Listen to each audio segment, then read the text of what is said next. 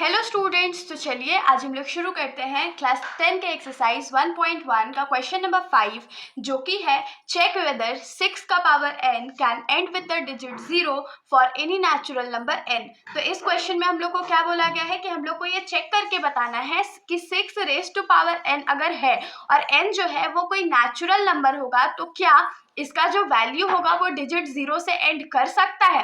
तो ये तो हम लोग ऐसे क्वेश्चन पढ़ के तो नहीं बता सकते, तो इसके लिए हम लोग को प्रॉपर लिखना पड़ेगा।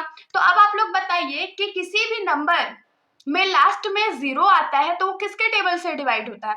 5 के टेबल से तो जरूर डिवाइड हो जाता है। तो सबसे पहले हम लोग इसको लिख लेते हैं। तो हम लोग लिखेंगे कि इफ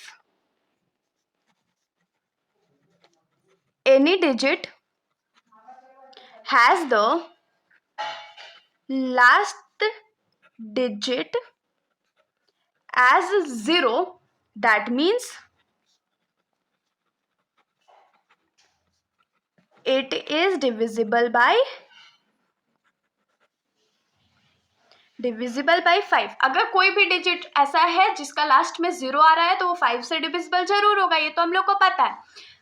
और उसके आगे बात क्या होगा, अगर मान लीजिए हम लोग को ये प्रूफ करना है 6 का पावर n जो है वो 0 से एंड कर रहा है, तो इसमें हम लोग क्या लिखेंगे कि this means if 6 raised to power n ends with 0,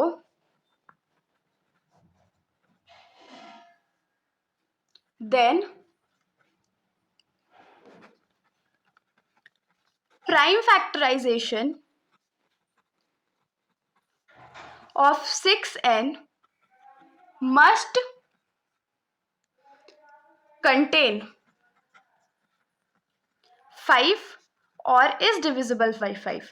तो इस सेंटेंस का मतलब क्या हो गया कि ये तो बात हम लोग जान गए कि कोई भी डिजिट अगर लास्ट में 0 आ रहा है किसी भी डिजिट के तो वो 5 से डिविजिबल है।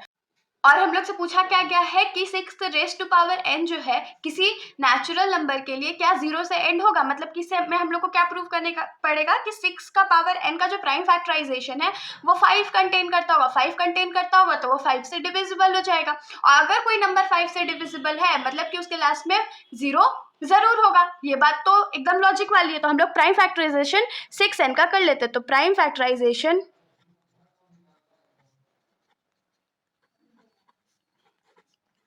ऑफ 6n क्या हो जाएगा, तो 2 इंटू 3 का पावर n हो जाएगा, जिसको अगर हम लोग सेपरेट कर दे तो क्या हो जाएगा, तो 2 का पावर n इंटू 3 का power n।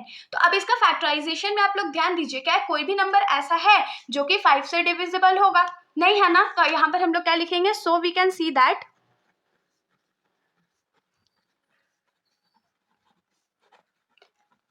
Prime factorization of 6n do not contain 5 या और is divisible by 5,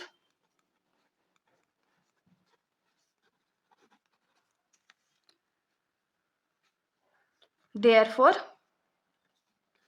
6 raised to power n can not end with digit 0। तो ये तो बहुत सिंपल सा बात हो गया। तो इसका टोटल मतलब क्या हुआ कि अगर कोई भी डिजिट जो है वो 0 से एंड हो रहा है मतलब कि वो 5 से डिविजिबल होगा। तो अगर 6n जो है उस वो 0 से एंड करेगा तो उसको 5 से डिविजिबल होना बहुत जरूरी है। और जब हम लोग प्राइम फैक्टराइजेशन कर रहे हैं 6n का तो उसमें तो 5 है ही नहीं, तो वो 5 से डिविजिबल होगा कैसे? इसीलिए हमने इसमें लास्ट में क्या लिख दिया कि हम लोग साफ साफ हम लोग को दिख रहा है कि प्राइम फैक्टराइजेशन ऑफ 6n जो है उसमें 5 भी नहीं है और 5 से डिविजिबल है भी नहीं, इसीलिए 6 का पावर n जो है वो 0 से एंड नहीं कर सकता। हम लोग को यही तो प्रूव करना था। तो इसके साथ हमारा ये सॉल्यूशन यहीं पर खत्म हो जाता है। अगर आप लोगों को सॉल्यूशन समझ में आया होगा तो वीडियो को लाइक कर दीजिएगा और मेरे चैनल को बिना सब्सक्राइब किए कहीं मत जाइएगा। Thank you.